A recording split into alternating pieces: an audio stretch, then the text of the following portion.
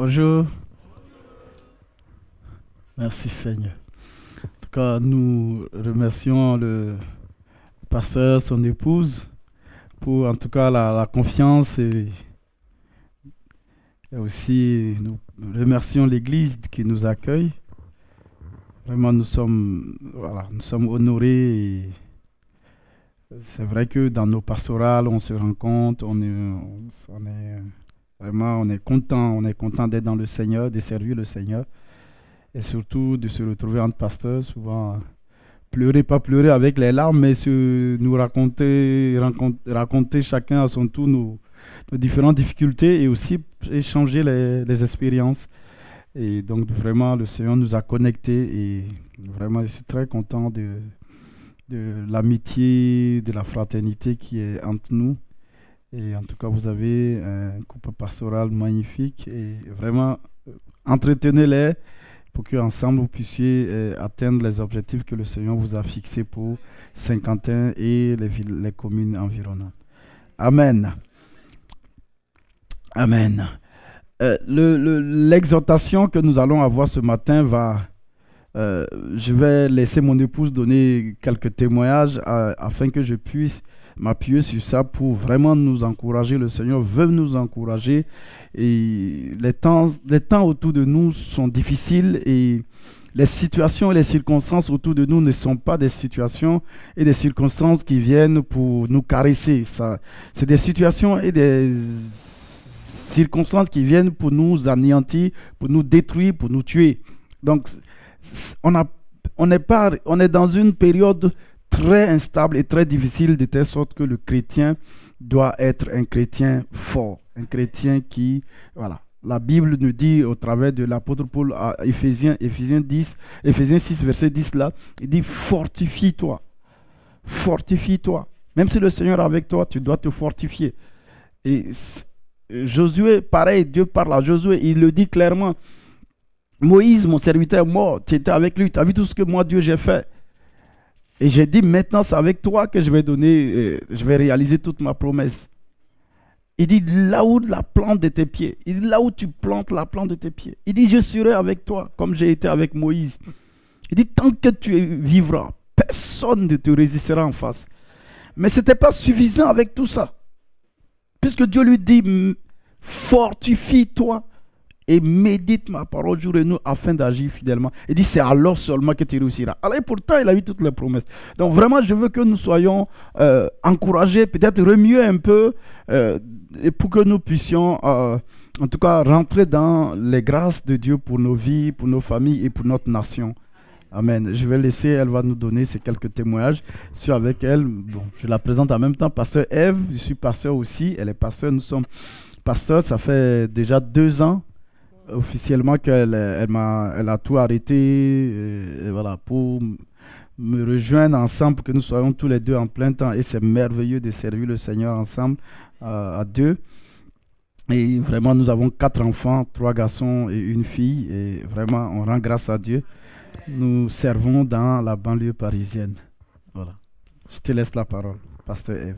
Voilà, bonjour à tous. Voilà, je suis très contente d'être là ce matin. Moi, je suis originaire de la région. Je suis née à Amiens. Donc, la dernière fois que j'ai mis mes pieds à Saint-Quentin, c'était quand j'étais au lycée pour une compétition de gymnastique. Donc, ça remonte vraiment. Voilà. Et en tout cas, Dieu est bon. Moi, comme dit, j'ai grandi à Amiens. Et puis, Dieu a conduit mes pas. Je me suis retrouvée à Mulhouse. Et de Mulhouse, Dieu a continué de conduire mes pas et je me suis retrouvée au Burkina Faso. Et vraiment, tout ça, c'était les plans de Dieu. Je ne savais pas du tout que j'allais aller un jour au Burkina Faso. Je ne savais même pas où c'était. Et voilà, Dieu a conduit mes pas. Et quand j'étais au Burkina Faso, bon voilà, au bout d'1 année, j'ai rencontré mon mari, là-bas, dans l'église du pasteur Karambiri, pour ceux qui le connaissent. Voilà, donc j'étais dans cette assemblée et c'est là-bas que j'ai rencontré mon mari. Et puis, quand je l'ai rencontré, au départ, voilà, il était en train de travailler. Et puis, pendant nos fiançailles, il m'a dit que l'appel de Dieu résonnait et que c'était le moment. Donc, il a arrêté de travailler et puis il est devenu un plein temps de l'église là-bas. Et donc, on s'est mariés par la foi parce qu'à ce moment-là, moi, j'étais venue pour conduite par Dieu, mais du coup, j'étais venue faire une formation en chirurgie. Et dans cette formation, je ne gagnais pas d'argent. Donc, quand moi je l'ai rencontré, lui, il travaillait. On a commencé à parler de mariage et tout. J'ai dit, bah voilà, gloire à Dieu. Et pendant nos fiançailles, il s'est arrêté de travailler. Donc, on s'est retrouvés à deux sans travail. Or qu'on avait commencé à lancer les préparations du mariage. Et en fait, je vous donne ce témoignage. Pourquoi? Pour vous parler de la prière de la foi.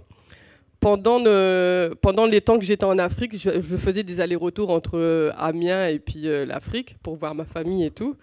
Et à chaque fois, je prenais des compagnies. Je n'avais jamais eu de problème avec les avions. Et pendant qu'on préparait notre mariage, je suis venue en France et puis j'ai acheté pas mal de choses pour le mariage, ma robe notamment, mes accessoires, etc. Et pour la première fois, quand je suis rentrée au Burkina, un mois avant le mariage, ma valise avait disparu.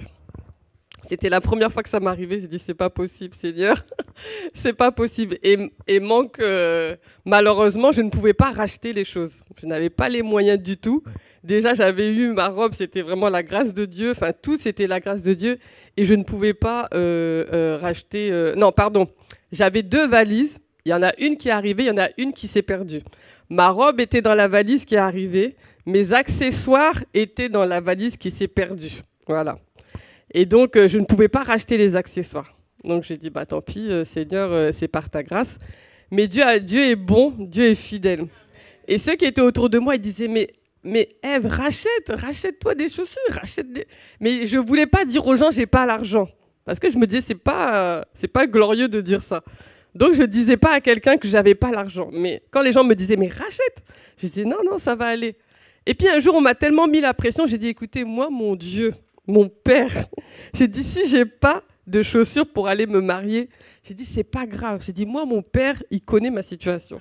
J'ai dit, et je compte sur lui, il va s'occuper de moi, même si je dois aller avec des claquettes, là, des sandales.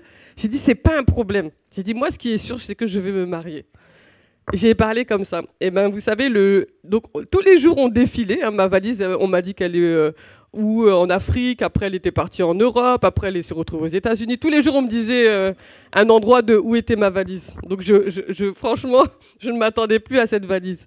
Et le jour du mariage, on devait aller le jour du mariage à la mairie. J'étais au salon de coiffure le matin. On me coiffait. Et puis, j'avais rendez-vous à 14h. Donc, de midi... Enfin, je devais quitter le salon à midi et puis aller directement à la mairie.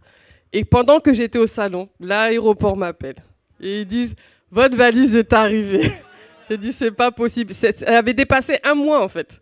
J'ai dit, c'est pas possible. Et ils m'ont dit, mais par contre, on ferme à midi. Hein. Donc, vous avez en gros 45 minutes pour venir la chercher. J'ai dit, non, surtout ne fermez pas. Quelqu'un vient tout de suite. Et donc, j'ai envoyé un frère. Le timing était tellement juste parce qu'on était loin de l'aéroport. Donc, on s'est retrouvés à la mairie. On s'est donné rendez-vous à la mairie. Et effectivement, je n'avais pas eu de nouvelles chaussures. J'allais aller avec mes chaussures de tous les jours. Et quand je suis arrivée devant la mairie, il est arrivé. J'ai trouvé ma valise qui était un peu déchirée. J'ai ouvert, j'ai trouvé mes chaussures. Donc, j'ai porté mes chaussures et je suis rentrée dans la mairie. Vraiment, le cœur rempli de reconnaissance au Seigneur. Parce que j'ai vu que mon père était vraiment...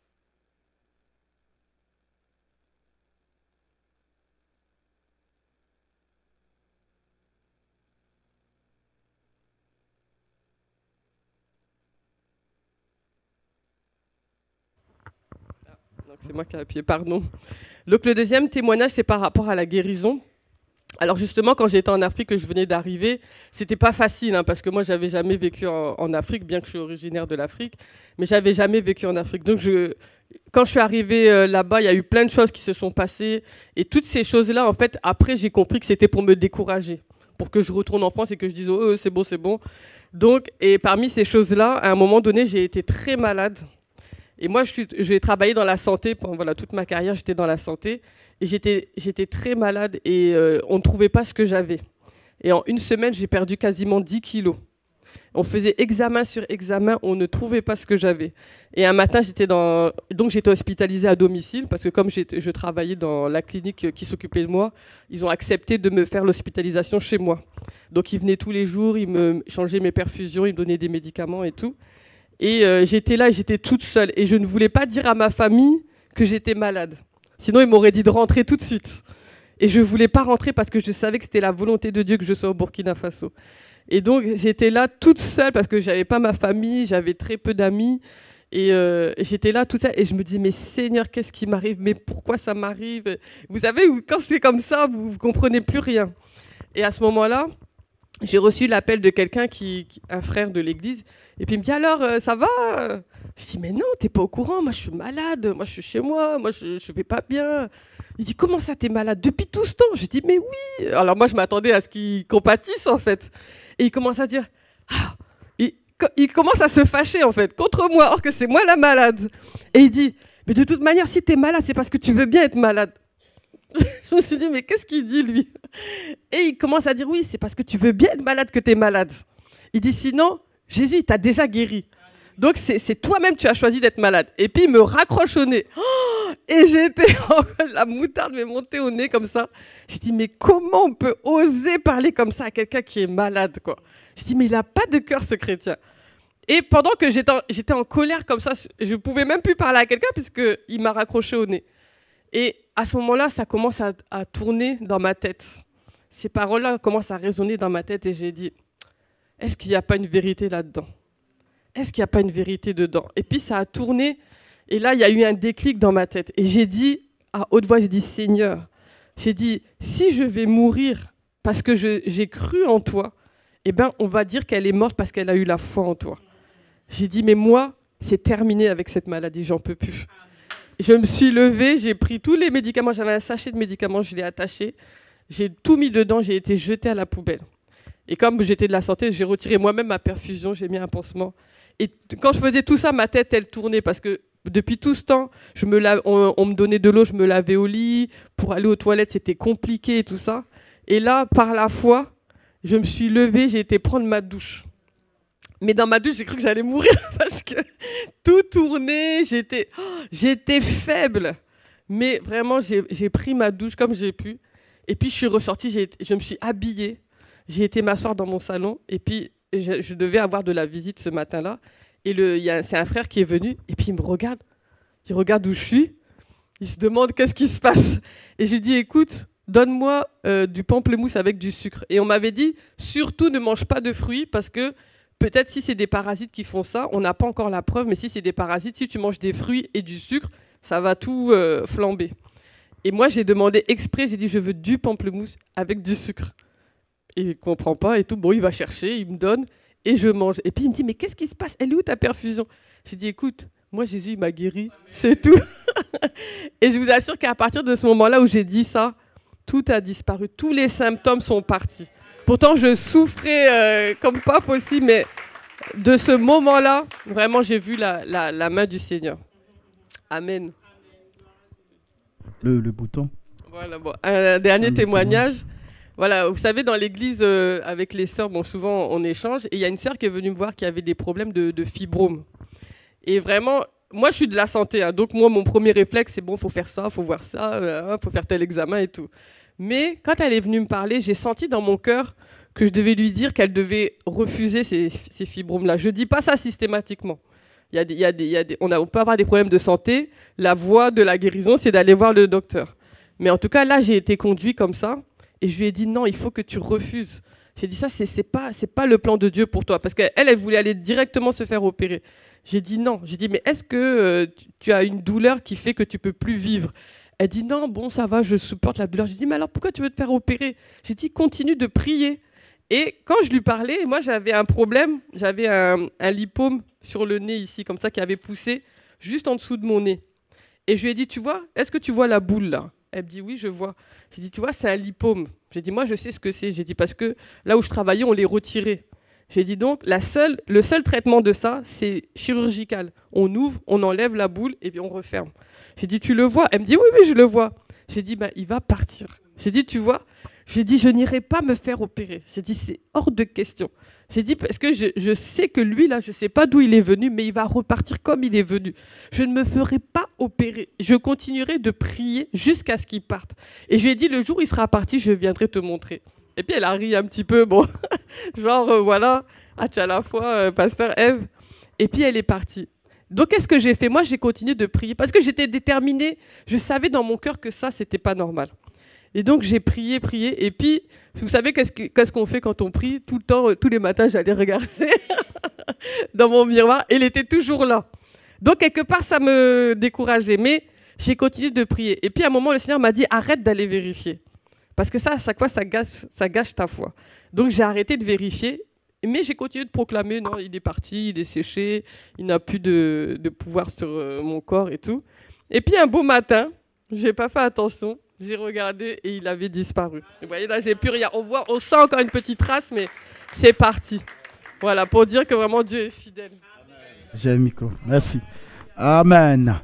Voilà, un peu pour installer le décor, pour vraiment nous encourager et rendre gloire à Dieu pour sa présence au milieu de nous. Loin de nous l'idée de ne pas se traiter ou ne pas voir les professionnels. Non, mais nous sommes en train de...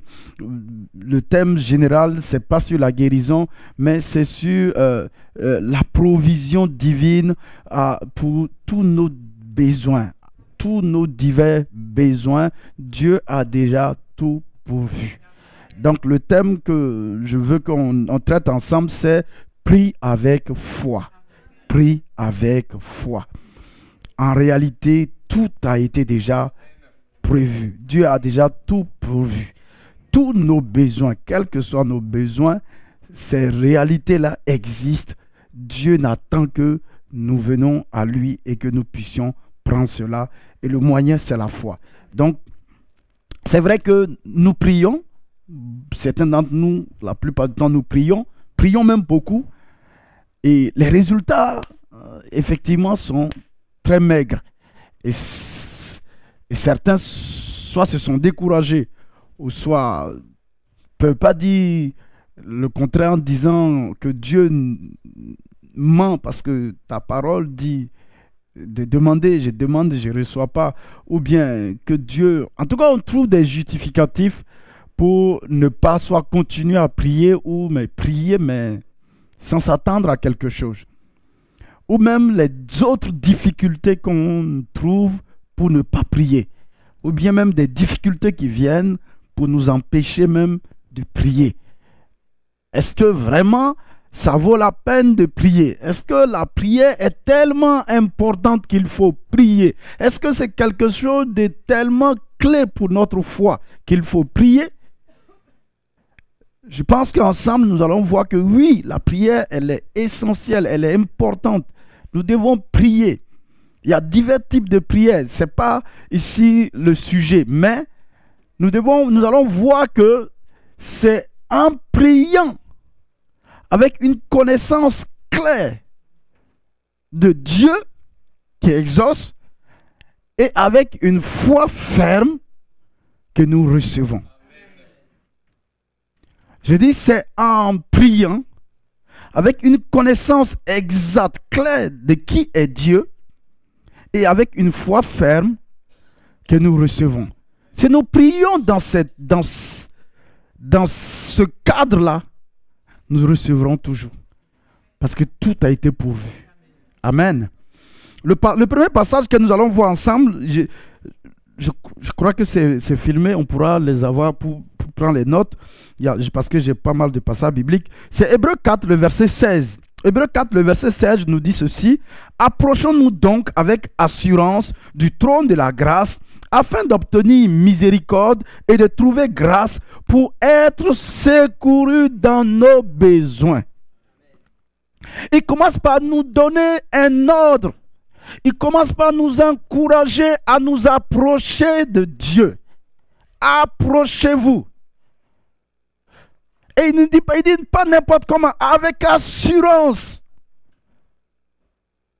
De qui? D'où? Du trône de la grâce. Il dit Dieu est sur un trône spécial appelé trône de la grâce. Il est sur un trône où il est environné de c'est-à-dire d'un environnement gracieux. Tout est grâce. C'est-à-dire Dieu dit avec liberté viens. Quels sont tes besoins? Puisque le but à la fin c'est pour être secouru. Ça veut dire qu'il est sur ce trône de la grâce. Il a la capacité de nous secourir de toutes de tout besoin, de toute situation. Quelle que soit la situation, il est prêt à nous secourir. Il peut, il veut, il sait donner les moyens pour pouvoir se tenir sur ce trône-là où il règne avec grâce. Ça veut dire il peut, il veut. Il a tout disposé pour pouvoir nous venir en aide, quelle que soit la situation. Quel que soit le besoin que vous et moi nous pouvons avoir sur cette terre, quel que soit le problème qu'un être humain peut avoir sur cette terre, Dieu s'est donné les moyens de pouvoir lui venir en aide. À une seule condition, il dit de nous approcher. Il attend maintenant que nous nous approchons. Il dit, il n'y a plus de barrière. Il n'y a absolument rien. Je te demande de t'approcher avec assurance. Et c'est souvent là le problème. Ce n'est pas... Ici, approcher avec l'assurance, c'est prier. C'est effectivement s'approcher de Dieu, c'est prier, lui parler, c'est lui dire, même s'il est au courant déjà, mais il veut que je vienne à lui, de m'approcher, donc de prier, de lui parler. Donc, mais la plupart du temps, effectivement, nous on peut répondre, mais j'ai prié. Pour cette situation, j'ai prié, je suis fatigué. On a vu quelques témoignages qui montrent que ce n'est pas qu'on n'a pas prié, elle n'avait pas prié ou... Non, mais ça semblait, la situation semblait ne pas partir. La boule lui disait, mais toi, tu es qui pour me dire de partir? Quand moi je suis chez d'autres personnes, ils ne me disent pas, il faut que... Voilà. Toi, tu es qui? La maladie lui dit, mais toi, tu es qui? Comment il... Donc, ça veut dire, il faut, à un moment donné, il y a de la résistance, il y a toutes sortes de situations. Mais il dit, c'est parce que tu t'approches de Dieu avec assurance. Et on ne peut pas s'approcher de quelqu'un avec assurance qu'on ne connaît pas. C'est pourquoi il faut que, ensemble, nous regardons dans les Écritures pour lever ce premier blocage-là, cette première barrière qui fait que nous prions, mais nous ne prions pas avec assurance. Nous ne prions pas avec fermeté. Nous ne prions pas avec persévérance. Nous ne prions pas avec audace.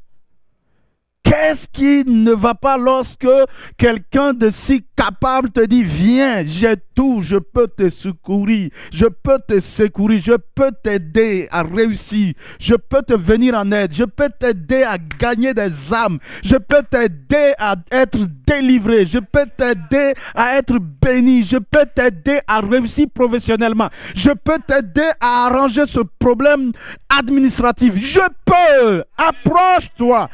Et nous on dit, mais Seigneur, je suis venu, mais tu n'as pas répondu. Moi, je suis venu, mais ça ne s'est pas passé. Il dit, mais tu n'es pas venu avec une assurance. Qu'est-ce qui a fait que tu hésitais? Qu'est-ce qui a fait que tu es venu à moi avec des doutes? Parce que tu ne me connais pas. Pardon. Il y a des formules creuses que nous avons.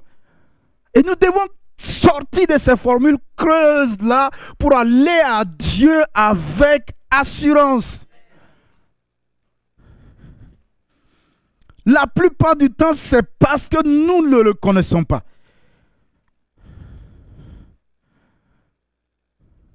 Il y a des personnes, quand je les rencontre la première fois, je tends la main. Mais il y a des gens, boum, je les prends.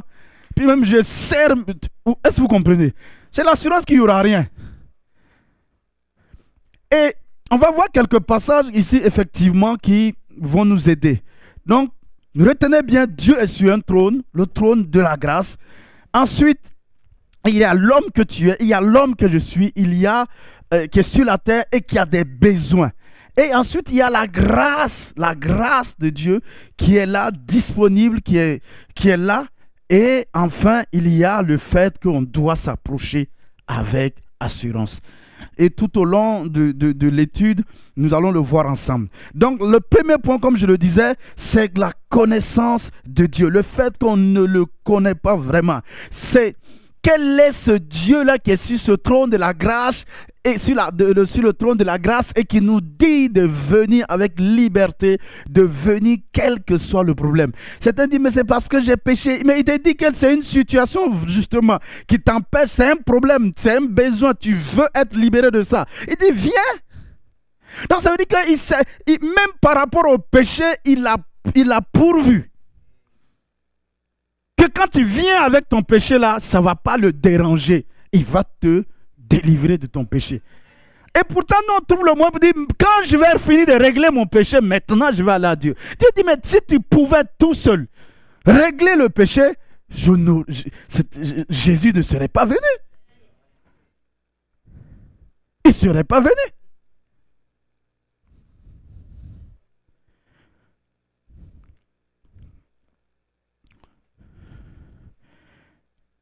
Voyons pourquoi Jésus, lui, il avait de l'assurance. Pourquoi lui, il s'approchait de Dieu avec l'assurance. Pourquoi tous les besoins de Jésus étaient pourvus. La première des choses, des réponses, c'est que mais c'était Jésus. Non, ce n'était pas parce que c'était Jésus. C'est parce qu'il était conscient que Dieu était son Père. Ça, c'est le premier élément, la première chose que nous devons retenir ce matin. Dieu, qui est sur le trône de la grâce là, est un Père. Et Jésus est le seul, en tout cas dans la Bible, en tout cas pour moi, dans mes recherches, en tout cas jusqu'à maintenant, qui le met en évidence comme Père. Il dit dans Jean 5, verset 17, jusqu'à présent, mon Père agit. C'est pourquoi moi aussi, j'ai agi. Donc, Jean 8, au verset 38, jusqu'au verset 44, il dit, Dieu n'est pas le... Bon, il dit, celui qui m'a envoyé, mon Père qui m'a envoyé est avec moi. Donc, il est conscient que Dieu est son Père. Maintenant, il s'arrête et il explique que tout le monde n'a pas Dieu pour Père. Que Dieu n'est pas le Père de tout le monde. Il le dit et il dit clairement que certains ont pour Père le diable. Ici, Père, il faut voir le fait que Père, c'est source. Qui est ta source? Ta source est celui qui pourvoit. Donc, si Dieu est ton Père, tu dois t'approcher avec assurance pour recevoir de lui. C'est vrai dire comme ça que Dieu n'est pas le Père de tout le monde, alors qu'on entend partout. Non, tout le monde est créature de Dieu, mais tout le monde n'est pas le fils de Dieu ou tout le monde n'est pas enfant de Dieu et Dieu n'est pas le Père de tout le monde. Je comprends pourquoi certains, pour s'approcher de Dieu, c'est... Ils ne savent pas qu'est-ce qui les attend. Mais si je sais que Dieu est mon Père et qu'il est sur le trône de la grâce et que tout a été pourvu et qu'il me dit de me venir avec assurance, alors je peux aller. Parce que c'est mon Père. Mais si ce n'est pas mon Père, ce n'est pas la même chose.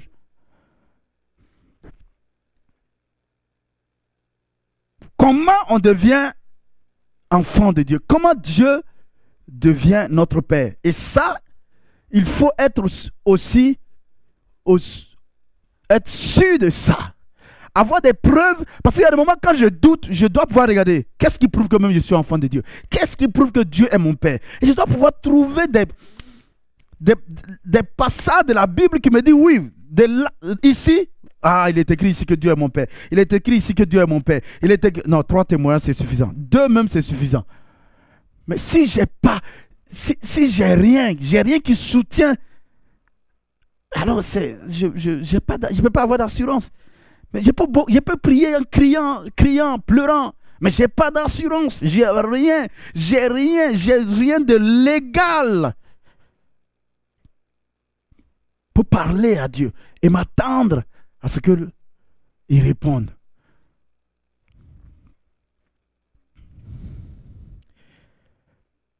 Éphésiens 2, le verset 4. D'abord, si vous lisez Éphésiens 2, le verset 1 jusqu'au verset 3, on voit également là-bas encore une preuve que tout le monde n'est pas enfant de Dieu. Tout le monde n'est pas enfant de Dieu. Il parle du prince de la puissance de l'air qui inspire, qui contrôle la pensée des gens, qui amène les gens dans une certaine rébellion contre Dieu, dans une vie d'indépendance à Dieu. De telles personnes, effectivement, la dernière personne le dernier être qu'ils veulent rencontrer, c'est Dieu. Ils ne veulent pas rencontrer Dieu. Donc, ils vont se trouver des prétextes pour dire que Dieu n'existe pas, ceci, cela, tout. Parce que, mon ami, ils veulent pas se tenir dans la présence. Ils veulent pas, ils savent que tout... Non. Et c'est tout à fait normal pour eux. Donc, quand on est dans cette condition, on ne peut pas. On ne peut pas. C'est-à-dire qu'il y a une personne qui est notre source, notre inspiration, qui nous dicte sans même qu'on se rende compte nos pas, nos paroles, nos actes. Sinon, pourquoi on te dit de pardonner puis c'est problème? Pourquoi tu peux t'asseoir, calculer, dire je vais voler cette personne? Pourquoi tu peux t'asseoir, dire non, ici là, elle saura qui je suis, alors que c'est ta femme? C'est pas Dieu qui t'a donné ces paroles. Quelle a été ta source? Ne dis pas c'est toi-même qui a... Non, quelqu'un te l'a insoufflé. C'est parce qu'il n'est pas physique. Sinon, quelqu'un te l'a soufflé. Il y a quelqu'un qui... Comment la même personne là, que tu aimes, là, tu t'assois, tu dis, on verra. Qui t'a soufflé ça? C'est lui ton père. C'est lui ta source. Et pour qu'il ne soit plus ta source, la Bible dit il faut naître de nouveau. Il faut passer de l'autre côté. Il faut qu'il y ait un changement radical de l'intérieur de nous. Nous devons naître de nouveau. Naître à l'image et à la ressemblance de Dieu. Et la suite au verset 4, à partir du verset 4, il dit, mais Dieu dans sa grande bonté, dans sa grande miséricorde, il nous a pris en charge. Il vient à l'aide, au secours de ces personnes qui avaient pour père le diable. J'avais pour père le diable jusqu'à ce que Dieu me rencontre. Et quand j'avais pour père le diable, je vous dis, je me suis converti en classe de seconde. Mais dès déjà classe de SEM1, SEM1, CE1, CE2, SEM1, déjà j'étais en Côte d'Ivoire, c'est pour ceux qui le connaissent, à Abidjan, dans un quartier de banlieue. Ça veut dire non. Ce CM1 déjà, c'était tout ce qui est jeu d'argent, jeu de cartes, bagarre, couteau, maniement des armes blanches. Et un enfant comme ça, oui, il va avec ça. En 6e déjà, je fumais. Mais... où j'allais avec ça? Qui était mon père? En tout cas, ce n'est pas Dieu qui est bon comme on le voit. Moi, je le connais maintenant. Quand j'ai rencontré Dieu, j'ai compris qui est Dieu et qui était l'autre. J'aimais me bagarrer, j'achetais même la bagarre des gens.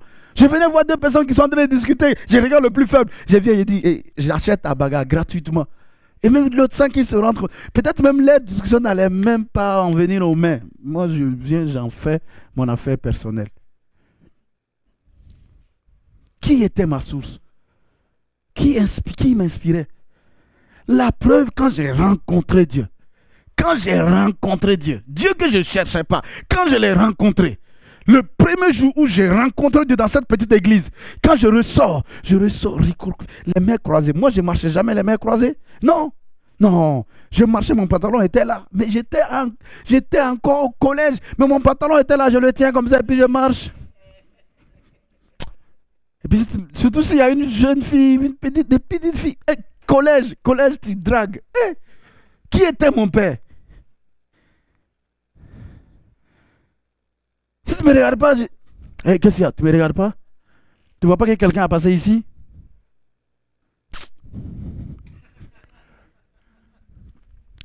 Qui était ma source? Mais quand j'ai rencontré Dieu, je suis sorti, je marche comme ça. Et cette image-là me reste dans la tête. Je vois une jeune fille, on appelle ça mini-jeep.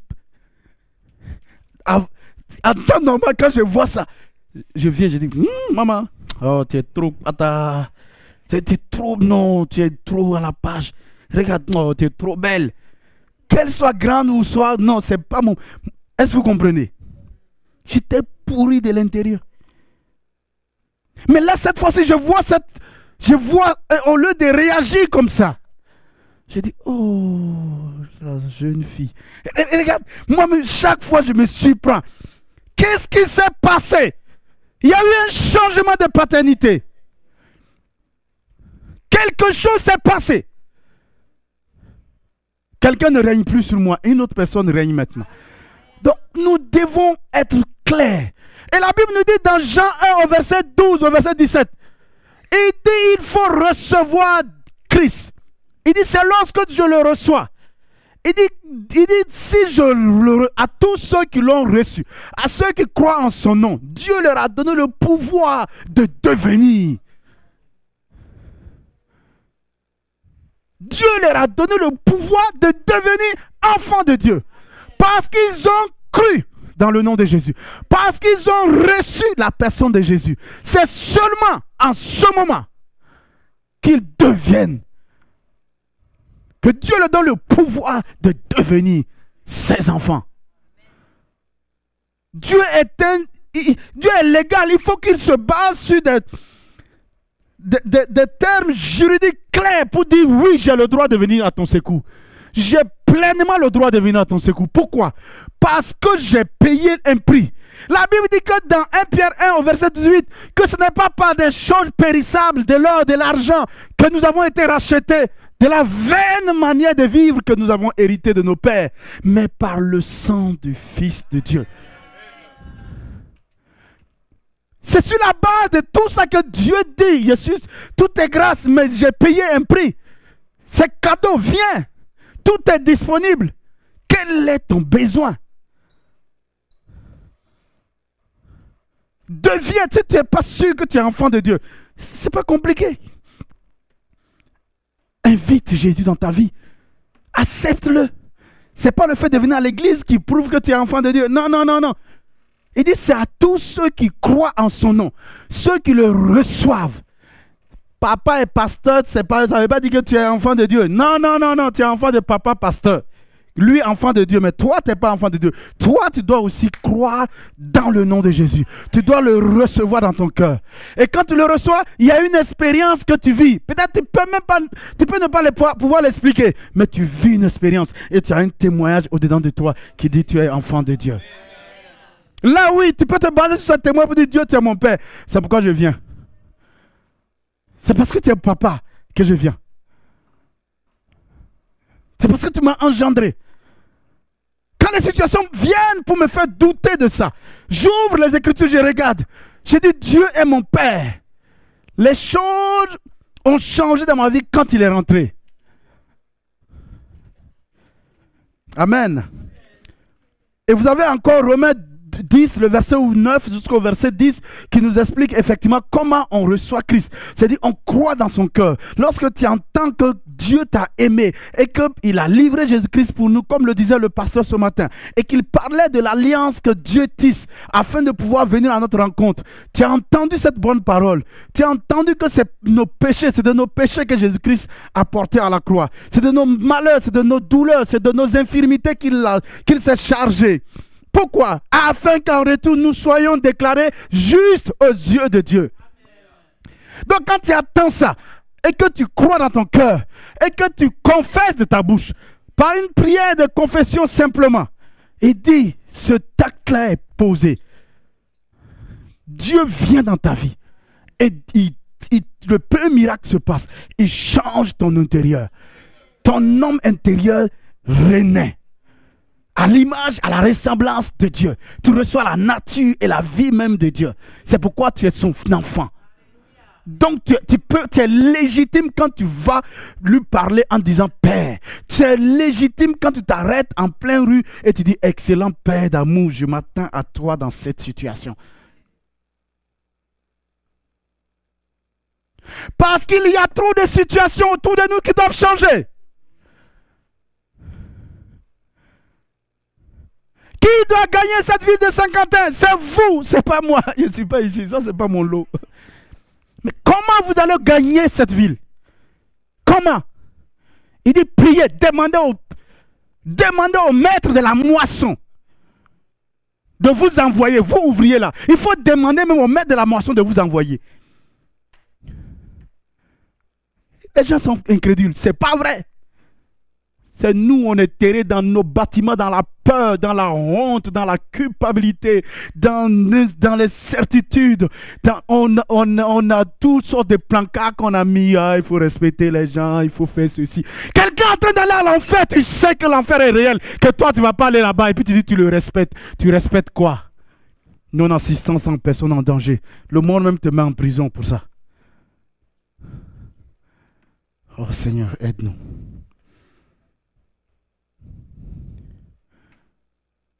L'apôtre Paul dit prier pour que les portes s'ouvrent, pour que j'annonce l'évangile. Donc par la prière, des portes peuvent s'ouvrir, des occasions. Il dit prier pour qu'il y ait des occasions favorables, pour que je parle avec certitude et avec audace, sans peur. Aujourd'hui, il y a tellement de lois qui fait que nous les pasteurs pour prêcher, mon ami, tu essaies de vérifier, est-ce que ton message là même juridiquement il passe? Est-ce que ton message... Alors, donc normalement, mon ami, je risque d'aller en prison. Donc je vais prêcher avec quoi? Avec la peur. Attention, attention. Est-ce que... ou bien je prêche et ma femme vérifie. Et attention, attention, tu viens de dire quelque chose. Est-ce qu'avec ça, on peut envoyer un message? On peut envoyer un message qui apporte la vie, qui apporte la délivrance, la paix, la joie? Non. Donc vous avez besoin de prier pour nous. Vous avez besoin de prier pour vos pasteurs. Pour que il dit, pasteur, il faut qu'ils aient de l'audace. Il faut que mes pasteurs aient, mon pasteur ait de l'assurance. À un moment donné, on a attrapé Jean et Pierre, on les a frappés. On a dit, ne parlez plus au nom de Jésus ici. On ne veut plus vous entendre parler de Jésus. N'importe quoi. Ils sont partis. Ils ne sont pas partis pleurer. Ils ont les leurs. Ils sont partis vers les leurs. L'église. C'était qui? C'était des vieilles, des vieux, des enfants. C'était tout le monde. C'était noir, blanc, tout. C'était l'église. Voici l'église de Jésus-Christ. C'est quelqu'un qui sait parler, qui sait que Dieu est son Père et qui peut lui parler. Qu'est-ce qu'ils ont fait? Ils disent tous ensemble, ils ont élevé la voix. Tous ensemble, ils ont dit, oh Dieu notre Père, c'est toi qui nous as dit.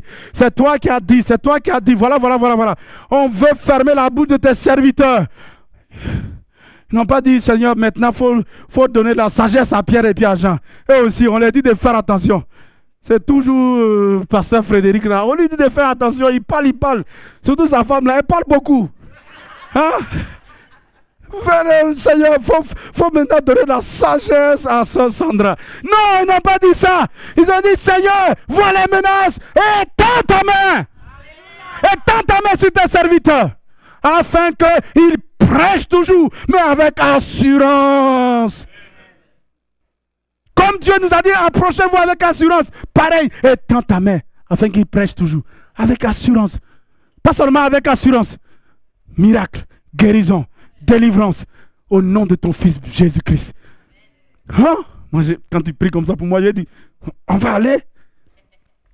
Prie comme ça pour ton pasteur, tu vas voir. Il va te dire, demain, samedi, campagne d'évangélisation. Mais ici, vous ne croyez pas à votre prière. Vous ne croyez pas que Dieu veut que vous priez ainsi. Ah, mais Dieu, il connaît le nombre de ceux qui sont à lui. Dieu, il les voit. Si Dieu veut, il connaît l'église, il veut les conduire. Il ne les conduira pas. Il ne les conduira pas. Tu dois aller les amener. Il t'a donné ce droit, il t'a donné ce mandat. Il t'a donné ce mandat d'aller. Et maintenant, quand tu vas, lui, il travaille avec toi. Je vous assure, je vous parle avec assurance parce que je l'ai vécu. Je me suis converti en seconde. J'ai vu des lycéens convertis. J'ai vu des lycéens baptisés dans le Saint-Esprit. J'ai vu des lycéens guéris. Sans enseignement, sans qu'on m'ait enseigné. Je venais souvent juste avec le message que j'avais, le message de témoignage. Tu sais, souvent les gens me demandent, ils disent, mais qu'est-ce qui s'est passé pendant les vacances? Tu es joyeux, tu es trop joyeux, on ne comprend pas. Qu'est-ce qui s'est passé? J'ai dit, Jésus m'a changé. Tu as changé comment? Avant, pornographie. Avant, bagarre. Mensonge, j'étais le numéro 1. Mais maintenant, tout ça, il ne sait pas où c'est parti. Et pendant que sont en parler, il voit les gens qui pleurent. Et il dit, pardon, est-ce que je t'ai insulté? Est-ce que je t'ai mal parlé? Non, non, non. Au début, je ne comprenais pas. Après, je commence à voir, ah, c'est Dieu qui est en train de travailler. Donc, quand tu commences à pleurer, ou bien quand tu commences à tourner en rond, j'ai dit, merci, tu es au travail, tu es avec moi. Oh. Il y a des moments où j'ai vécu de manière tangible cette présence de Dieu. Comme une fois, quelqu'un qui maudissait Dieu, qui insultait Dieu, qui me menaçait. Et là, la puissance de Dieu le projette devant tout le monde en pleine rue. Il va sur des tas de vélos qui étaient garés. Tout lui, les vélos, tout, ils vont ensemble. Il se relève rapidement. Une deuxième fois encore, il est projeté sur ces vélos-là. Il n'arrive plus à se relever. Il reste assis, tremblant, en train de pleurer. J'étais au lycée. Je n'étais pas prédicateur. Je n'étais pas connu de mon église, de mon assemblée. Donc je peux te parler avec assurance pour te dire, n'attends pas, ne dis pas, je suis au collège, je suis au lycée, je suis femme seule, je suis une maître. Tout ça là, c'est des réalités, c'est vrai. Mais c'est lui qui est avec toi. Ce Dieu qui te dit, approche-toi avec assurance là. Il va combler tout ça pour que tu puisses faire ton job de permettre à d'autres personnes de recevoir la vie éternelle. D'être arraché au feu de l'enfer. Il dit de nous approcher avec assurance. De nous approcher avec assurance du trône de la grâce afin d'être secourus. Donc Jésus savait que Dieu était son Père. Et pour que nous ayons cette assurance, nous puissions savoir que celui qui est sur le trône et qui nous dit de nous approcher va vraiment répondre, va vraiment nous secourir. Il faut que nous soyons clairs que c'est notre Père. Que nous avons été engendrés par lui. En faisant quoi? Nous avons cru à sa solution. Nous avons emprunté son chemin. Il a dit, je suis le chemin, la vérité et la vie. Personne ne peut aller au Père sans moi. Voici le chemin. Oui, je suis sûr, j'ai emprunté le chemin. C'est pourquoi le Père là, Dieu est mon Père. Je suis la lumière du monde. Je suis la lumière du monde. Maintenant, il dit, quiconque me suit, quiconque croit en moi, ne marchera plus dans les ténèbres, mais il aura la lumière de la vie. Donc il faut que j'ai cette certitude que j'ai reçu Jésus. Donc si j'ai reçu Jésus, il n'y a plus de ténèbres dans ma vie. Les ténèbres ne peuvent pas me contrôler. Donc le péché, il est beau tomber dans le péché, je vais me lever, je vais me relever. Et puis je vais dire non. Et je vais aller à mon Père. Il y avait un certain type de péché qui me fatiguait. Quand j'ai compris, c'est quand même j'ai péché là que je prie. Parce que quand j'ai péché, le diable, les pensées me disent, c'est pas, il ne faut pas prier. Tu n'es pas encore sorti du péché là d'abord. Donc, quand tu vas sortir, maintenant tu vas prier. Et puis dimanche, il ne faut pas aller à l'église. Hein. Et puis, il ne faut pas prendre la Sainte Seine. Hein. Parce que ton péché là, tu n'es pas sûr que tu ne vas pas pécher encore demain. Donc, rempli de culpabilité, je m'approche de Dieu avec quoi? Avec crainte. Pas avec assurance. Pas avec assurance. Il n'y a pas de fermeté. Ce n'est pas que la chose n'existe pas pour moi, mais c'est moi, je n'ai pas d'assurance. Tentez de ne pas aller à l'église, tournez, trouver des prétextes. Ah, il a trop plu, ouais, mais bon, on a dit, on n'est même pas, le Covid a dit, même, on a dit, c'est dans nos églises même que la maladie se répand. Est-ce que le Seigneur est au milieu de nous-mêmes? Et puis on croit les mensonges comme ça qu'on a, à tout temps on cherche des problèmes pour saper notre foi. Et on est d'accord avec ça. Ça a commencé chez nous, ça a commencé dans les églises, la maladie là. Ça c'est chez nous, ça a commencé. Surtout que ça a quitté ailleurs pour venir. Ce n'est pas nous qui sommes partis la chercher, mais ça a trouvé le moyen, les gens ont trouvé des occasions pour ne plus venir dans les églises. Jusqu'à aujourd'hui, maintenant, il y a des gens, ils sont assis confortablement chez eux, ils ne veulent pas aller. Je ne parle pas de ceux qui ont des situations qui les empêchent de pouvoir se déplacer. Mais il y a des gens, ils sont devenus, ils ont des canapés, croissants, petit café. Juste, il descend de son lit, il est là sur son canapé, en peignoir, tout. Il suit directement Hong Kong. Bon, Hong Kong aujourd'hui, le message qu'il prêche là, c'est repentant, donc il n'aime pas trop ça. Il va en Afrique, il connecte l'Afrique direct. Là-bas aussi, il parle trop d'amour. Bon, il connecte... Le gars de Canada là, oui, lui il chante, c'est bien. Alléluia, levez les mains. Et puis, gloire à Dieu. Voilà. Il trouve des justificatifs. Non, Dieu dit de venir. C'est un mauvais compagnon, c'est un mauvais ami qui veut t'empêcher, qui t'éloigne de Dieu. Il dit, viens avec assurance. Viens avec assurance. Si on sait le bien qui se passe quand on est ensemble en tant qu'église, je vous assure, c'est-à-dire que tous les jours même on allait se retrouver, on allait chercher le moyen de tous les jours se retrouver ensemble. Je vous assure. Mais dans la Bible, les premiers chrétiens là, tous les jours, ils se retrouvaient. La Bible dit qu'ils avaient des obstacles, mais ils faisaient quoi? Ils persévéraient. Tout était nouveau pour eux. L'enseignement même qu'on les donnait était nouveau pour eux. Parce qu'ils avaient déjà leur religion, ils étaient déjà judaïstes. Ils avaient déjà leur religion. Maintenant, ils devaient prier au nom de Jésus.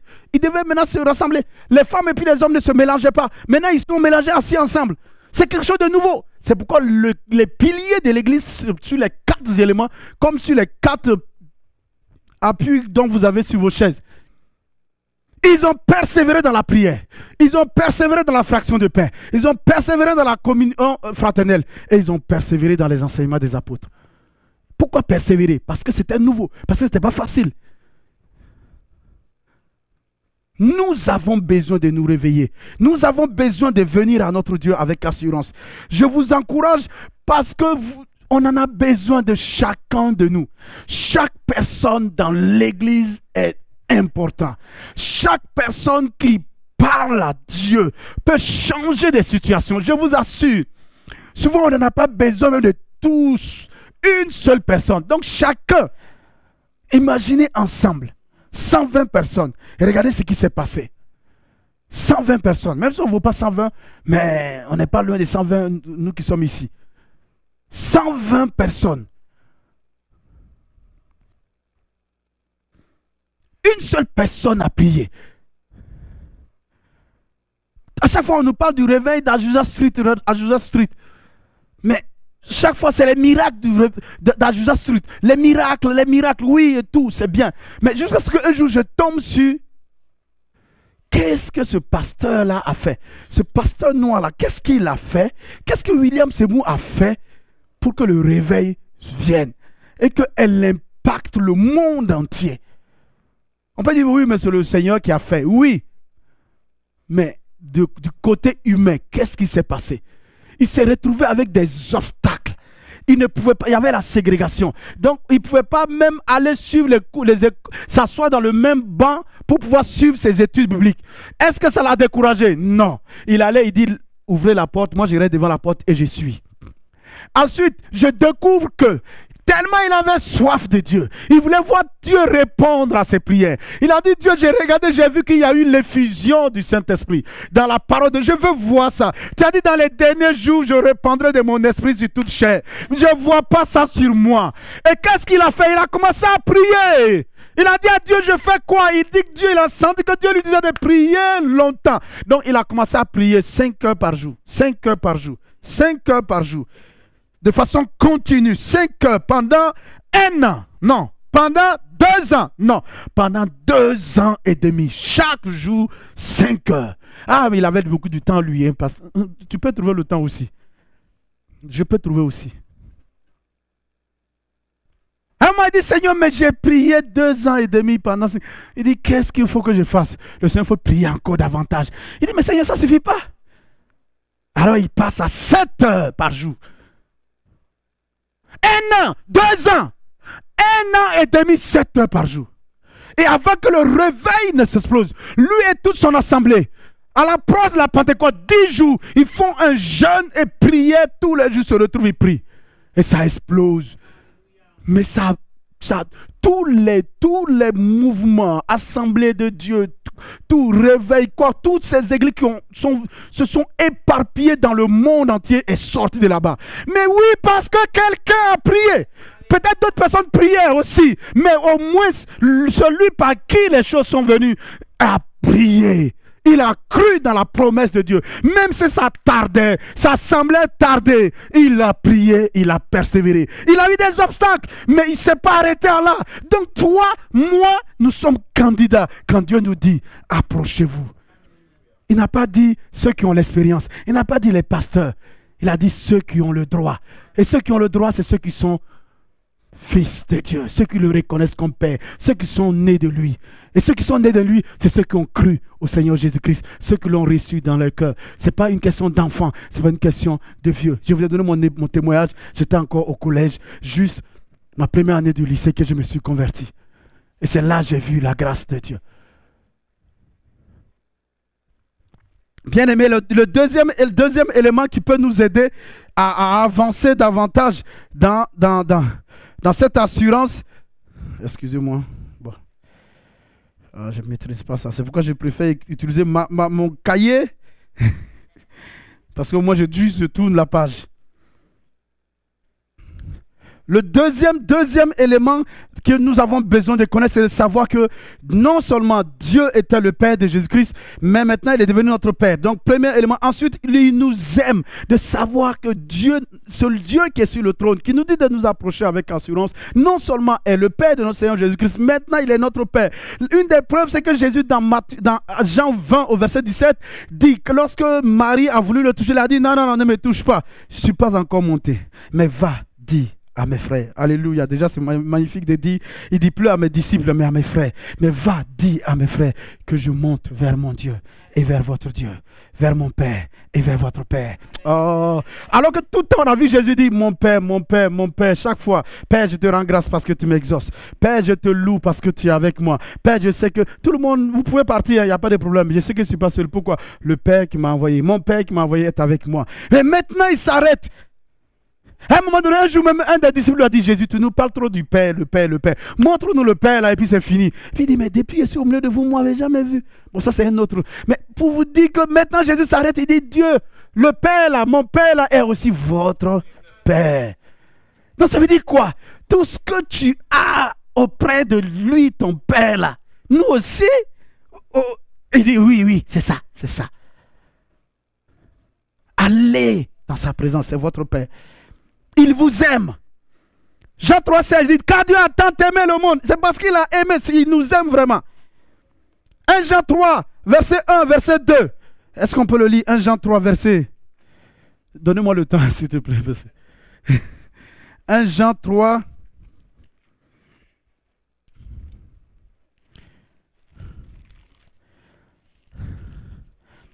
1 Jean 3. Voyez quel amour le Père nous a témoigné pour que nous soyons appelés enfants de Dieu. Et nous le sommes. Alléluia. Si le monde ne nous connaît pas, c'est parce qu'il ne le connaît pas. Bien-aimés, nous sommes maintenant enfants de Dieu. Oh, j'aime ça. C'est ce que tu es. Le diable vient dire, ah, toi tu es pécheur, toi tu es ceci. Il faut lui dire n'importe quoi. Est-ce que Dieu est pécheur? Moi, je suis enfant de Dieu, je ne suis pas pécheur. Ah, ici, là, tu ne vas pas t'en sortir. Qui? Oh, toi, tu ne sais pas. Dieu est avec moi. Enfant de Dieu, je vais m'en sortir. Je ne peux pas dire pas de la situation est là, je ne la nie pas, mais je vais m'en sortir. Elle ne peut pas m'engloutir, ce n'est pas possible. Celui qui est avec moi, on va voir tout à l'heure qu'il n'y a rien qui lui soit impossible. Il est créateur. Oh. Si c'est la boue, il va créer le sol, il va durcir ça pour toi. Ne t'inquiète. Donc, il n'y a rien qui peut me retenir. Je veux que vous secouez. Il n'y a pas, j'ai vu... Le réveil du pays de Galles, quand je lisais le témoin, j'étais content. C'est deux dames, deux vieilles. Est-ce que c'est pas deux dames âgées, vieilles, je vais utiliser le mot vieille. Ça veut dire fatiguées. Elles ne peuvent pas courir, elles ne peuvent pas aller à l'évangélisation. Mais elles peuvent faire quelque chose. Elles peuvent s'asseoir dans la présence de Dieu et leur dire à Dieu, il y a trop de jeunes gens qui sont en train d'aller à l'abattoir. Il y a trop de jeunes gens de ce pays qui sont en train de mourir. Il y a trop de jeunes gens, on est en train de les dire qu'ils sont devenus comme ça. On les dit ce qu'ils sont, alors qu'en réalité, ils ne sont pas ça. Ils ont dit, Dieu, nous on n'est pas d'accord. Dieu, ce n'est pas ce que tu as voulu. Dieu, ce n'est pas ce que tu as prévu pour ces jeunes gens. Ce n'est pas ça que tu as pour notre nation. Ce n'est pas ça. Et Dieu dit, je vous ai trouvé. Et Dieu a suscité des jeunes hommes comme Evan pour qu'un réveil vienne. Donc, il n'y a personne qui est excusé. Mais parce que moi, je suis malade. Donc, dis-lui, c'est un besoin de guérison. Guéris-moi, Seigneur. Même si tu ne me guéris pas, je sais que j'ai le droit de m'arrêter devant toi et de dire d'intervenir en faveur de notre pasteur, d'intervenir en faveur des jeunes de groupe. Seigneur, on a vu qu'il y a un groupe de jeunes maintenant dans l'église. Seigneur, embrase-les, embrase-les, embrase-les. Que chaque dimanche, chaque jeune vient avec un compagnon, un ami. Que chaque dimanche, chaque jeune vient avec quelqu'un. Seigneur, on a vu qu'il y a des frères et sœurs qui ont donné des voitures. Ils viennent avec les voitures vides. Fais en sorte que chaque dimanche, ils viennent maintenant les voitures remplies. Alléluia. Oh Seigneur, fais ça. Mais tu dis ça. Je te dis, il faut croire que quand tu dis ça, Dieu dit, les anges là, mais allez faire le travail de mon enfant là, il vous dit de faire quelque chose. Allez, les anges sont contents même. Et ils sont contents. Ils disent, il y a longtemps, ils ne nous ont pas donné la joie à Dieu. C'est pour cela. Puisque la Bible dit, quand une âme est convertie, Dieu est dans la joie. Les anges sont dans la joie.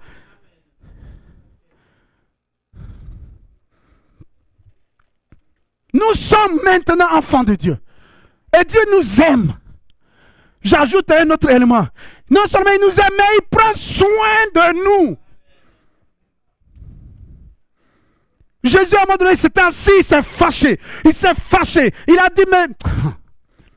Il dit, regardez les oiseaux du ciel. Ils ne sèment pas, ils ne moissonnent pas. Les oiseaux qui volent là, ils ne sèment pas, ils ne moissonnent pas. Dieu n'est pas leur père. Pourquoi? Il dit, votre père les nourrit. Qui? Nous. Notre père nourrit qui? Les oiseaux dont il n'est pas le père. Et il dit, et à vous, il ne pourvoira pas à tous vos besoins. Il dit, homme peu de foi. Pourquoi vous vous inquiétez pour des choses? Il dit, ne vous inquiétez pas pour ça. Il va vous faire suivre. Alléluia. Il dit, votre Père, c'est votre Père. Vous devez savoir que c'est votre Père. Vous devez avoir cette assurance que vous êtes de Dieu, que vous avez été rendu participant à la nature de Dieu, qui vous a créé à son image, à sa ressemblance, juste, saint, parfait, dans l'homme intérieur. Peut-être vous pouvez avoir peut-être un gros nez comme le mien, mais ce n'est pas ça, c'est pas ça. Votre vraie personne, c'est ce qui est à l'intérieur de vous. Dieu, il a l'image de Dieu. Il est à la ressemblance de Dieu. Il est juste et saint. C'est pourquoi Dieu peut venir marcher avec nous. Sinon Dieu, il ne peut pas, il est saint. Il ne peut pas s'asseoir, lui, Dieu saint, et nous dit de nous approcher avec assurance. Il a fait le job. Il a fait un travail excellent pour te dire ça, pour me dire ça. Matthieu 6, 26 à 32 et Matthieu 7, verset 11. Il dit, méchants que vous êtes des pères. Certains pères ici, il faut les voir, mon ami. Ils prennent crédit, ils travaillent dur, ils bossent, ils ne mangent pas, ils jeûnent, ils font des choses, ils travaillent, ils investissent. Pour qui? Pour leurs enfants. Pourquoi ils font ça? Ils aiment les enfants. Mais pourquoi? Parce qu'ils ne veulent pas que les enfants rentrent dans la vie croulant, malades, travaillant dur pour ne pas s'en sortir. Non, donc eux, ils font ça. Et maintenant, quand Dieu devient leur père, Dieu ne doit pas pourvoir leurs besoins. Eux, ils sont meilleurs que Dieu, quoi. Et ils peuvent s'endetter, ils peuvent crouler sous, ils peuvent être malades, aller bosser, ils peuvent tout faire pour leurs enfants. Mais quand on leur dit, Dieu fait ça pour eux, ah non, c'est trop, laisse-moi me débrouiller, laisse-moi quand même aussi faire mes preuves. Quelle preuve? Tu as fait de quelle preuve? On te donne quelque chose cadeau, tu dis non, je vais aller faire mes preuves. Il dit, il te donne la sagesse pour faire. Et lui, Jacques nous dit, celui qui manque de sagesse. Il te demande, tu as besoin de sagesse dans les affaires. Si c'est affaire d'aller à l'école et puis étudier là, tu n'es pas le seul qui allait. Il y a d'autres personnes qui sont aussi allées à l'école avec toi. Il te faut un plus-value. Et le plus-value, c'est Dieu qui lui donne la sagesse de Dieu. La façon de faire de Dieu. C'est pourquoi il peut s'arrêter pour nous dire, mes voix ne sont pas vos voix et mes pensées ne sont pas vos pensées. Aussi loin que le ciel est éloigné au-dessus de la terre, ainsi en est par rapport à mes pensées, par rapport à mes voix. Donc ça veut dire quoi? Laisse tes voix, tes manières de faire, laisse-les, reçois-moi mes manières de faire de Dieu, reçois mes pensées, tu vas voir, rien ne te sera impossible. Moi je veux que rien ne te soit impossible. Absolument rien. Tu as une petite entreprise. Pourquoi ça va rester en petite entreprise? Dieu est petit, Dieu est grand. Pourquoi toi, avec son enfant, il fait petit, quelque chose de petit? La preuve, c'est que l'église a besoin de pasteurs. Ton pasteur veut faire des campagnes d'évangélisation. Tu as des frères et sœurs qui sont dans les besoins. Tu les regardes, tu as compassion, tu ne peux pas les aider. C'est que ça ne va pas. Donc dis à Dieu, ça veut dire que la preuve, c'est que tu dois augmenter le budget de l'entreprise. Tu dois faire grandir l'entreprise. Il y a certains qui ne croient pas ça. C'est pourquoi nous allons voir l'autre élément que Dieu est pour que ça nous aide. Bon, et puis peut-être, même si on ne finit pas, mais déjà on voit qu'il est bon, il nous aime, il est notre Père, il prend soin de nous, il est aussi le Père de Jésus, mais aussi notre Père. Il nous aime et il prend soin de nous. Et ici, je parle en termes d'individus. C'est chacun ici pour notre part. Ça n'a rien à voir avec notre âge. C'est le fait que nous avons cru en Jésus et que nous l'avons reçu. Et le pouvoir nous a été donné de devenir ses enfants. Donc Dieu notre Père est créateur, le propriétaire de tout. Dis avec moi, Dieu notre Père est créateur et le propriétaire de toutes choses. 1 Chronique 29, verset 11, David va avoir la révélation de ce Dieu-là et il va nous le décrire. À chaque fois quand je lis ce passage, je reste là à la bouche. Comment un berger a pu avoir une telle révélation? C'est parce que Dieu le lui a donné. Donc Dieu il peut me le donner aussi, des révélations, pour que je le connaisse mieux. C'est pourquoi Moïse, à un moment donné, s'est arrêté. Il a dit, Dieu, révèle-moi tes voies afin que je te connaisse. Moïse, mais ce que tu as vu avec Dieu, déjà, ce n'est pas suffisant. Dieu a une telle profondeur qu'on a besoin de révélations et de révélations pour le connaître davantage. 1 Chronique 29, verset 11. David bénit, c'était quand il voulait construire le temple et que David a donné les offrandes et que le peuple a donné l'offrande. Alors David bénit l'Éternel en présence de toute l'assemblée. Il dit, béni sois-tu d'éternité en éternité, Éternel Dieu, notre Père Israël. À toi, Éternel, la grandeur, la force et la magnificence. Dis avec moi, Dieu est comment? Il est grand. Il est magnifique.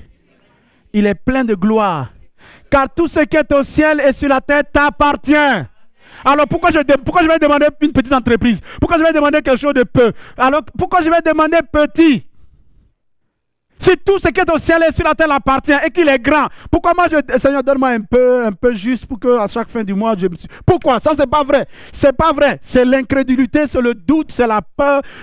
On compte sur nous, quoi. Quand on dit, Dieu, donne-moi la fin du mois, si j'ai 2000, c'est bon. 1008, c'est bon.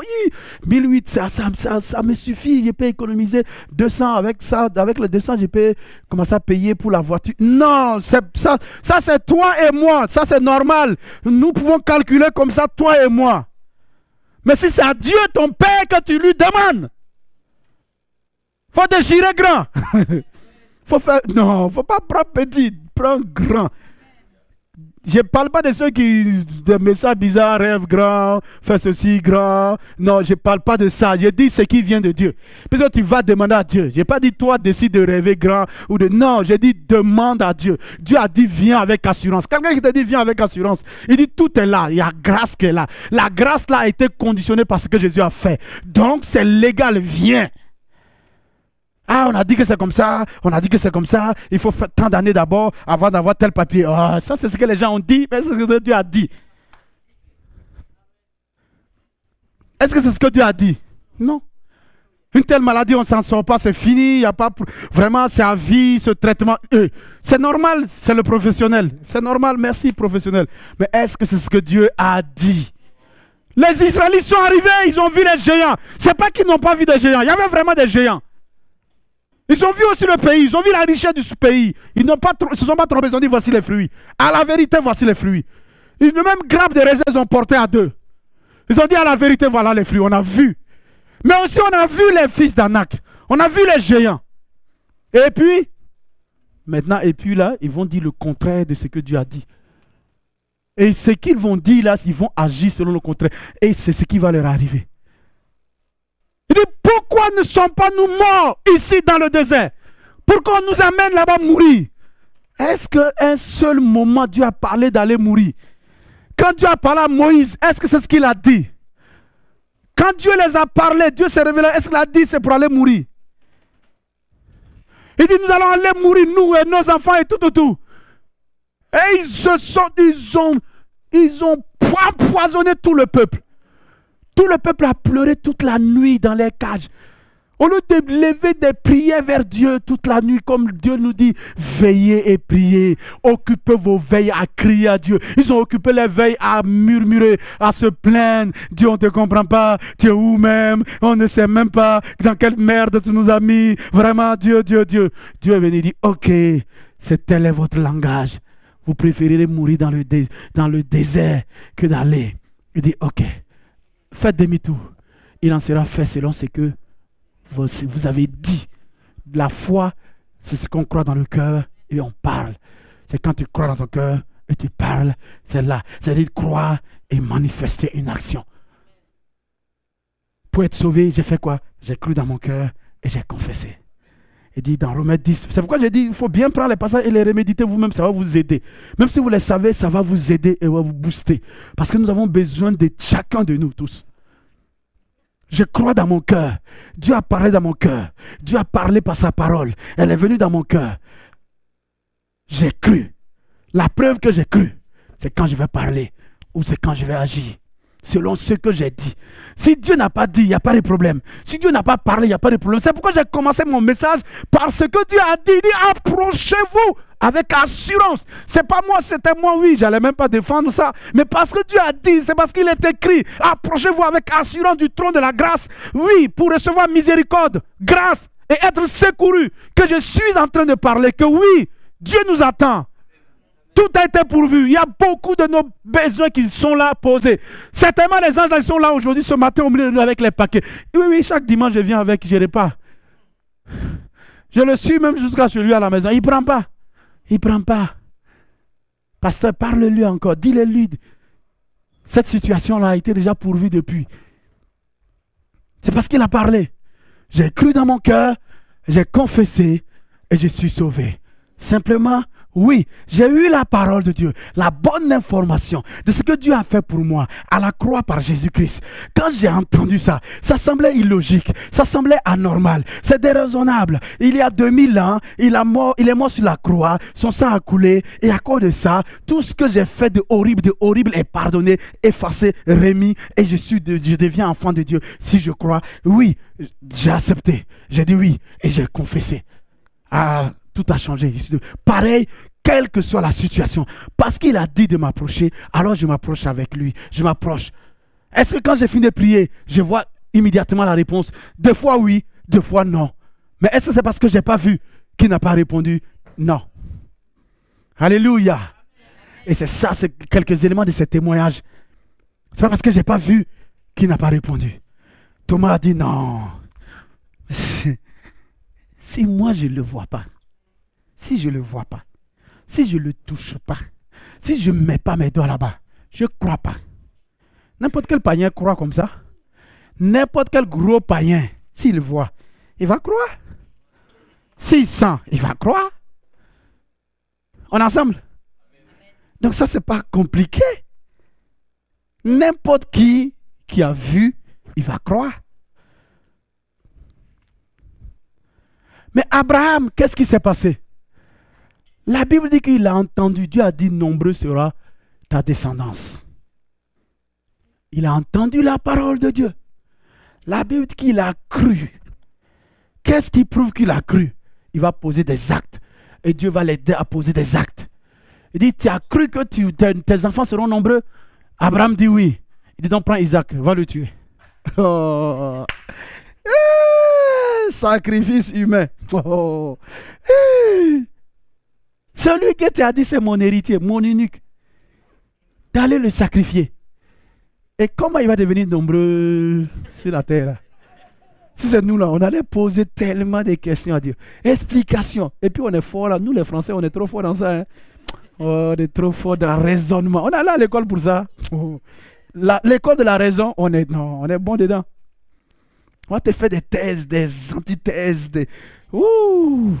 Les philosophes de lumière vont sortir nous dire c'est déraisonnable, c'est illogique. Non, Dieu, ça ne peut pas tenir. Abraham s'est levé, il a scellé son âne. Il a dit, enfant, allons-y. Pourquoi? La Bible nous dit dans Romains 4 là que parce que Abraham était convaincu que Dieu fait quoi? Dieu donne la vie aux morts et appelle les choses qui ne sont pas comme si elles étaient. Tu ne la vois pas, mais Dieu pour Dieu, elle existe. Donc si elle dit ton besoin elle existe, ça existe. Il appelle les choses qui ne sont pas comme si elles étaient. La preuve qu'elle a dit à Abraham, Abraham ça veut dire père élevé. Quand il lui dit tu vas maintenant t'appeler père d'une multitude de nations, il dit à partir de maintenant tu vas t'appeler Abraham. Abraham n'avait pas encore l'enfant. Et à leur époque, l'identité, quand tu dis père d'une multitude de nations, on s'attend à voir beaucoup d'enfants derrière toi. Et Abraham a accepté, il a dit à tous, vous m'appelez à partir d'aujourd'hui père d'une multitude de nations. Les esclaves et tout le monde, on dit, le vieux là, vraiment, il a tellement attendu, il ne voit pas. Et Donc, vraiment, on n'a qu'à avoir compassion de lui. Nous tous, on n'a qu'à l'appeler comme ça. Mais la foi est illogique. C'est pas, on ne peut pas le démontrer mathématiquement. Abraham a fait. Sarah dit princesse. Tu ne seras plus Saraï. Princesse Sarah. Établie sur une maison. Ouais, le vieux et la vieille là. Oh, on parle de le vieux là seulement, mais la vieille aussi est dedans. Oh, les deux là, un peu perdu, un peu la tête, même bon. C'est nos maîtres. On n'a qu'à les suivre. On n'a qu'à les accompagner. Oh, Abraham a cru. Est-ce qu'il a faibli à un moment donné? La faiblesse est venue. La Bible dit qu'il n'a pas faibli. Abraham n'a pas faibli. Ça veut dire que donc il y a des situations qui sont venues pour qu'il se décourage. Et quand on lit, effectivement, on en trouve. On en trouve. Il dit à un moment donné, je m'en vais, tu n'as pas encore envoyé l'enfant. Dieu dit, compte le grain de sable pour l'aider. Compte, il n'arrive pas. Dieu dit, ainsi sera tes enfants. À un moment donné, il se décourage, une nuit encore, il est calé. Dieu dit, il lève les yeux, regarde les étoiles, compte les étoiles. Il compte, il dit, Une troisième fois, Dieu va l'aider. Il lui donne un songe. Et dans le songe, il le fait voir ses enfants en Égypte 400 ans avant. C'est de ce Dieu-là tu es. C'est de ce Dieu-là tu es sorti. C'est lui qui te dit de venir à lui. Il l'a amené dans 400 ans avant. Lui ne peut pas vivre 400 ans. Mais Dieu l'amène dans 400 ans avant. Il voit ses enfants esclaves en Égypte et qui ont besoin de délivrance. Alléluia. Je ne te parle pas de quelque chose qui est mort, qui ne parle pas, qui est insignifiant, qui lâche les gens. Non, je te parle du Dieu créateur des cieux et de la terre, qui est ton Père, à qui David dit, à lui la gloire, la grandeur, la magnificence et l'éternité. Car tout ce qui est au ciel et sur la terre lui appartient. Il est le seul dont sa volonté accomplit ce que sa main accomplit ce que sa volonté a décidé. Il est le seul, si sa volonté a décidé, sa main va l'accomplir. La suite de ce verset-là nous disait encore quoi? Non seulement tout ce qui est au ciel et sur la terre lui appartient, mais il continue et il nous dit la suite, c'est de... L'Éternel, le règne, car tu te lèves souverainement au-dessus de tout. C'est de toi que viennent la richesse et la gloire. Mais pourquoi? Tout à l'heure, j'ai parlé, c'est comme si la richesse est quelque chose qu'il faut fuir. Il dit, c'est pas de maman que la richesse vient. Nous, on aime maman, c'est tout ce qui est négatif. Ah, maman. Il dit, la richesse là et la gloire vient de qui? De Dieu. Comment c'est pas bon? Quand tu vois Porsche passer ici, waouh! Pourquoi ça va être quelqu'un d'autre qui va être dedans? Pourquoi pas toi? Je n'ai pas dit de convoiter, non. Mais si Dieu dit la richesse et la gloire vient de lui. Il a une belle maison, hein? Quand André dit ça, c'est André dit quoi? C'est bon si c'était moi aussi j'avais une belle maison comme ça. C'est pas mauvais. Il dit mais la richesse et la gloire vient de Dieu. Et David le dit parce que Dieu l'a pris derrière un troupeau. Berger. Et il a établi. Il a une richesse. Pas possible. Donc il ne raconte pas n'importe quoi. Si c'est moi, tu as dit, pasteur, il veut nous mélanger un peu ici, là. David dit que la richesse et la gloire vient de Dieu. C'est pas fini. Quel Dieu? Le Dieu qui est sur le trône de la grâce, là, et qui te dit de t'approcher avec assurance, là. C'est le même. C'est de toi. C'est toi qui domines sur tout. C'est dans ta main que sont la force et la puissance. Hey! Et c'est ta main qui a le pouvoir d'agrandir et d'affermir toutes choses. Je pense qu'il faut qu'on arrête. On va arrêter.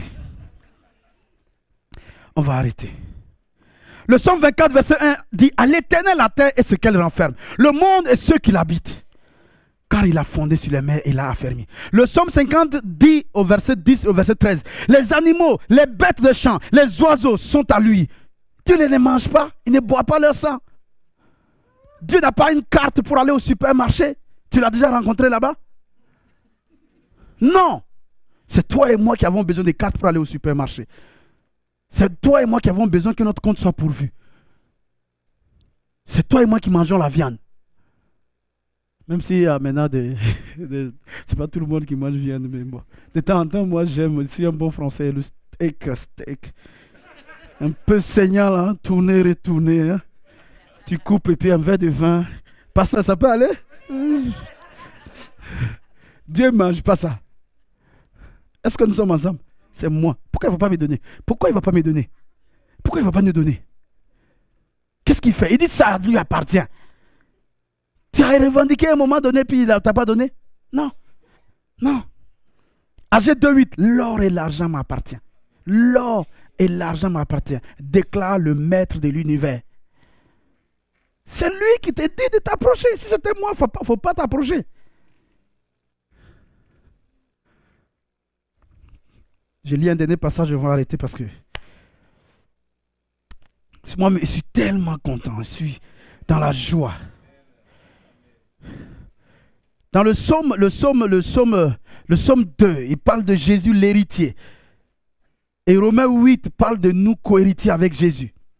Dans le psaume 2, il dit ceci, versets 7 et 8. Je publierai le décret qu'a promulgué l'Éternel. L'Éternel, Dieu a promulgué un décret. Il m'a dit, tu es mon fils. Aujourd'hui, j'ai fait de toi mon enfant. Il est en train de parler de Jésus. Il dit, demande-moi. Et Dieu n'entend pas qu'il demande. Il dit, demande-moi, que veux-tu? Je te donne en patrimoine tous les peuples de la terre et le monde. Jusqu'à ses confins lointains sera ta propriété. Et il nous dit dans Romains 8 au verset 17 que nous sommes... C'est encore l'Esprit simple, la parole vivante, qui atteste à notre esprit. Oui, tu es enfant de Dieu, nous le sommes. Mais alors, nous sommes aussi ses héritiers. Nous aurons donc part à tous les trésors de Dieu, exactement comme le Christ. Et tout ce que Dieu donne à son Fils sera nôtre. On n'a qu'à s'arrêter, frère. On va prier. Ah, Dieu veut que nous puissions venir avec assurance. Il ne veut pas que nous doutons. C'est pourquoi Jacques dit dans Jacques 1, verset 5 jusqu'au verset 8, il dit si quelqu'un manque de foi et de sagesse, de demander à Dieu. Mais de demander comment? De ne pas douter en demandant. Et de demander avec foi. Il dit car celui qui doute est instable, inconstant. C'est un homme au cœur partagé. Un homme à double âme. Qu'un tel homme ne s'imagine pas recevoir quelque chose de Dieu. Et dans Matthieu 21, Jésus dit, si vous avez de la foi, vous ferez ce que j'ai fait au figuier là. Vous ferez de même. Hey. Non seulement vous ferez de même, mais vous allez en faire de plus grand. Vous allez même parler à cette montagne de se déplacer et elle le fera.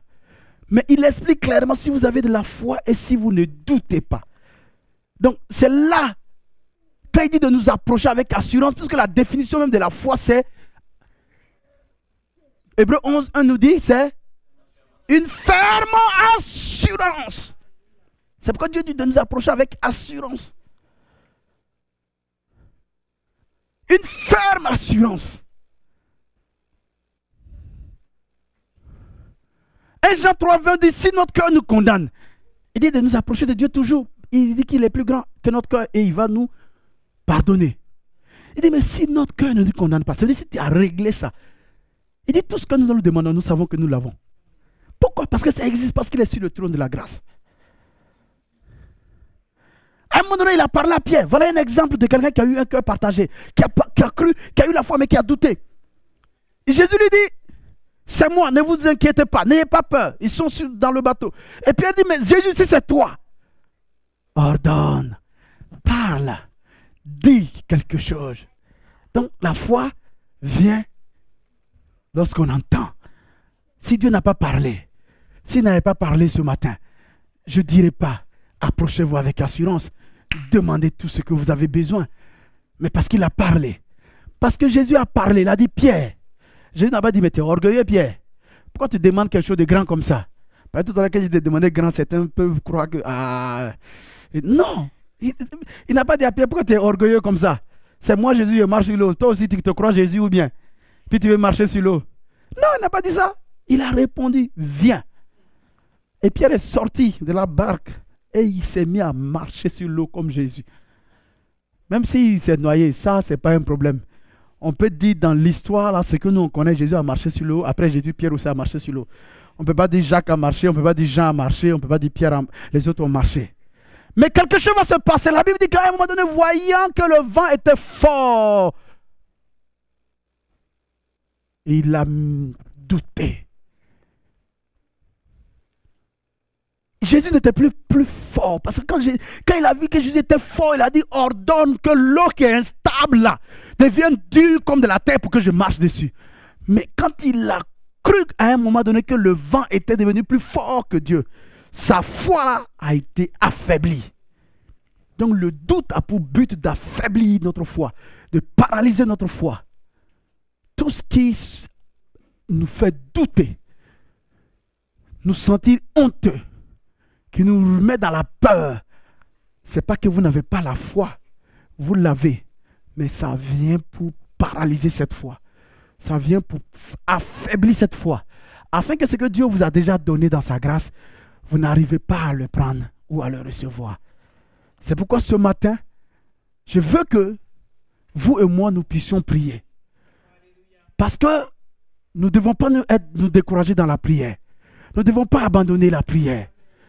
Nous avons tellement de sujets de prière pour lesquels il faut prier. Pour nous-mêmes, pour nos familles, pour nos assemblées, pour notre nation.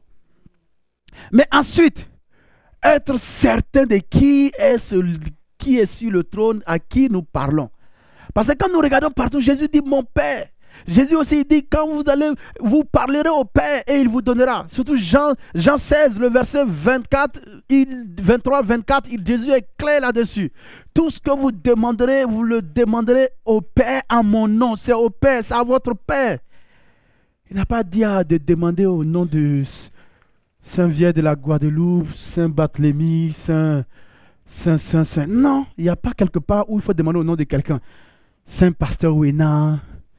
Tu ne trouves pas ça dans la Bible. Mais il dit de demander au nom de Jésus. À qui? Au Père. À quel Père? Père de Jésus? Non, ton Père. Merci. Ton Père. Il dit tu dois avoir de l'assurance. Si c'est un péché, il dit confesse-le. Son sang est puissant pour te purifier de tout péché. Il a laissé son sang là pour ça. Dans Apocalypse 7, verset 14, quand Jean a vu, il a un des 24 veillés à demander à Jean, qui sont ces êtres-là, tous habillés en vêtements blancs comme ça devant le trône de l'agneau? Qui sont-ils? Jean dit, moi je ne sais pas. Toi tu es là-bas, non? Toi tu dois savoir. Il dit, c'est ceux qui se sont purifiés, ceux qui ont lavé les robes dans le sang de l'agneau et qui ont purifié, c'est eux. Tu vois? Donc c'est chaque fois. Donc s'il y a péché, il faut purifier, il faut laver ta justice dans le sang de l'agneau. Confesse et délaisse. Et crois. Même si le diable dit non, ça fait une fois, tu as fait menteur. Dieu m'a pardonné et puis je ne vais plus venir là-bas. Si tu crois, dis. Si tu crois, parle. Si tu crois, agis. Il ne faut pas croire sur quelque chose du vide. Il faut que tu vois. Il faut que tu aies entendu. Vraiment. Que ce que tu as entendu, tu vérifies que ça n'annule pas la parole de Dieu. Et en ce moment, tu agis dessus. Et troisièmement, que Dieu nous donne une ferme assurance, que Dieu nous donne d'assurer, vraiment de méditer la parole de Dieu pour être ferme, de développer la communion fraternelle pour être ferme. Puisque ce matin vous êtes là, vous avez entendu un témoignage. Ce matin vous êtes là, vous avez entendu. Mais il y a des chrétiens, ce matin ils ne sont pas là. Ils ne vont rien entendre. Donc ils ne seront pas édifiés. Alors qu'il dit, quand vous vous rassemblez, le but c'est que vous soyez édifiés, c'est-à-dire construits, fortifiés, bâtis dans votre foi. Tenez-nous debout pour ceux qui le peuvent et nous allons prier.